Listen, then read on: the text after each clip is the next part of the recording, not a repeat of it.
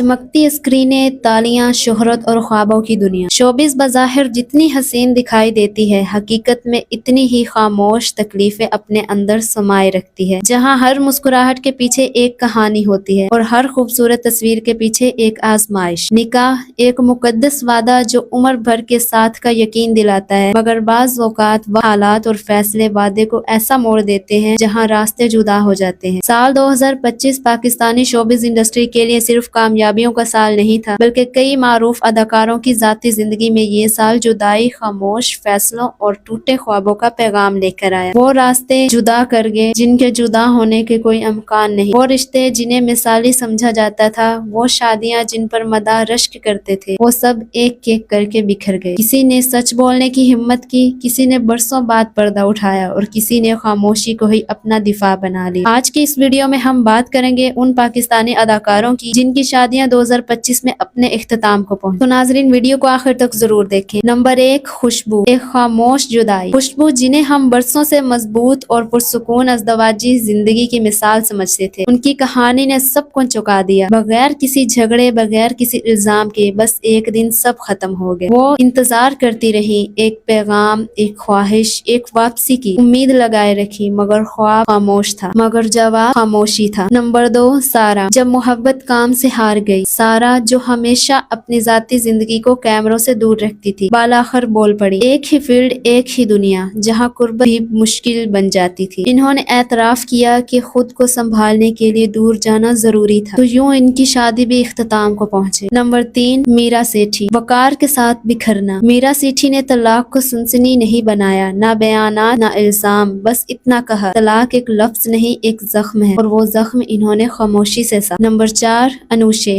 कुर्बानी और सब्र की कहानी। अनुशे ने बरसों तक अपनी अलैदगी को छुपाए रखा, क्योंकि घर में बीमारी थी और सवालात की गूंज बर्दाश्त से बाहर थी। ये फैसला आसान नहीं था, मगर इन्होंने खुद काम में संभाल लिया। नंबर 5, एमन जमान, सोशल मीडिया की मुस्कुराहट के पीछे। जो जिंदगी इंस्टाग्राम पर मुकम्मल लगती थी, वो हकीकत में टूट चुकी थी। तस्वीर डिलीट हो गई, खामोशी बोलने लगी, और फिर तलाक की तस्दीक आ गई। नंबर 6, ज़ारा, एतमाद का टूट जाना।